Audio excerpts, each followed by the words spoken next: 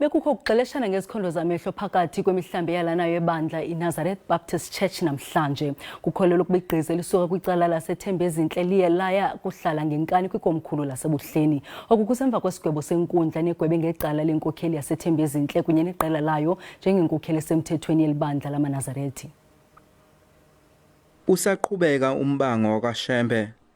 Nakuba kusanda kuphuma isinqumo senkantolo yokudlulisa amacala eBloemfontein ehamba emagameni enkantolo enkulu yaseMgungundlovu ukuthi uvela Shembe ongasekho uyena umholi webandla ngokusemthethweni.